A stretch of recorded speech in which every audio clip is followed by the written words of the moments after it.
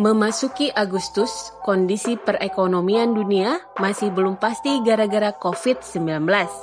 Investor asing pun melarikan uangnya ke aset di negara maju, aset yang dianggap paling aman. Padahal menurut Jamie Powell, CEO Sukor Invest Asset Management, pertumbuhan ekonomi di Indonesia sudah agak membaik di kuartal ketiga ini. Sayangnya, laporan keuangan kuartal 2 para emiten yang akan muncul minggu-minggu ini bisa membawa sentimen negatif. Cuma balik lagi sih sebenarnya kalau bicara pasar modal dunia terutama bonds dan saham, saya pikir sekarang nggak terlalu mengikuti fundamental ya. Saat ini lebih banyak didorong oleh likuiditas ya, terutama dengan adanya quantitative easing yang dilakukan oleh The Fed, melakukan pembelian obligasi, bahkan masuk ke ETF juga ya.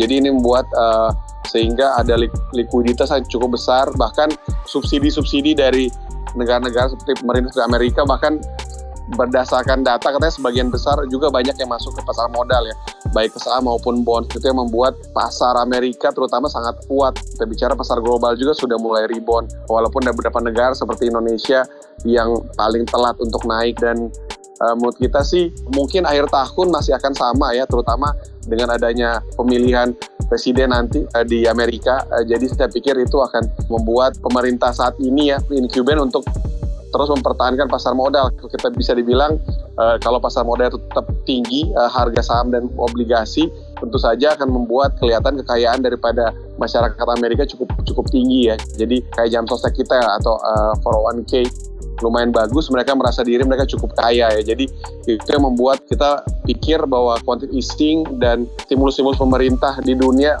terutama Amerika yang selalu jadi acuan ya, itu masih akan naik sampai akhir tahun.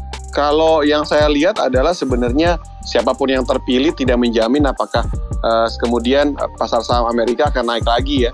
Karena secara valuasi sekarang sudah cukup mahal, terutama saham-saham teknologi ya. Jadi siapapun yang terpilih, either Trump atau Joe Biden misalkan, saya pikir nggak akan terlalu berpengaruh pasar saham. Untuk Trump sendiri, saya merasa kalaupun dia terpilih, dia belum tentu akan meneruskan kebijakan yang dilakukan sekarang ya, di mana dia terus memompa uang ke sistem pasar modal Amerika ya.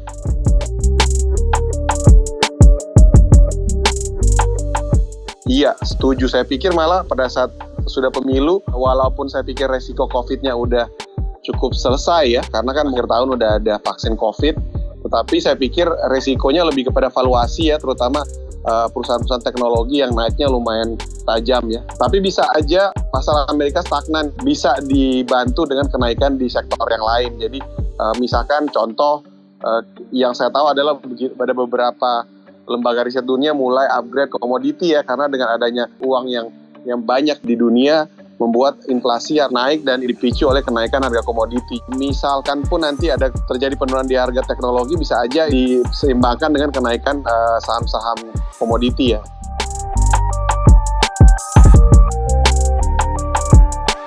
Saya pikir metal, terutama kita bicara seperti copper, nikel, karena mereka kan yang kemungkinan besar dipakai pada saat terjadinya stimulus ya, karena infrastruktur di dunia akan dibangun besar-besaran untuk menjaga supaya ekonomi tidak turun. Komoditas tersebut akan naik ya. Juga saya pikir juga emas masih akan melanjutkan rally walaupun muluk-muluk sampai 3.000 gitu, tapi saya pikir kalau cuma sampai ke 2.500 sangat mungkin ya sampai akhir tahun depan ya.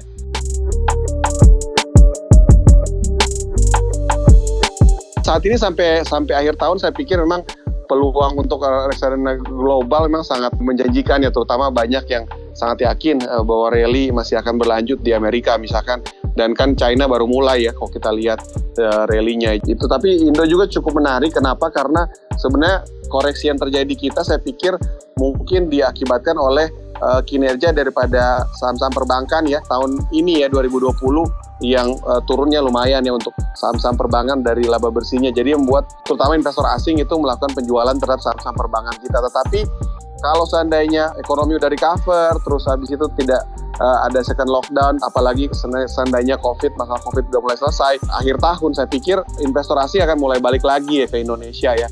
Karena kalau 2021 laporan keuangan mulai membaik, saya pikir ada baiknya kalau misalkan investasi mulai curi start untuk balik lagi ya sampai akhir tahun. Saya pikir saham perbankan cukup menarik sih. Kalau misalkan kita ISG bakal naik lagi, saya lebih prefer saham perbankan. Telekomunikasi juga walaupun mulai ada price war, tapi saya pikir dampaknya nggak separah yang orang pikir ya. Paling tidak mereka mulai ada growth baru yang jualan fiber ya ke rumah. Kalau kita lihat harganya juga udah turun banyak ya, jadi kita masih cukup oke. Selain itu mungkin ada sektor komoditi mungkin bisa boleh dilihat ya. Sektor emas juga kan banyak yang listingnya seperti Merdeka Copper, Eka Tambang, United Tractor juga sekarang udah masuk di tambang emas. Untuk nikel juga kan ada Antam sama Inco ya, sama ada beberapa emiten kecil ya.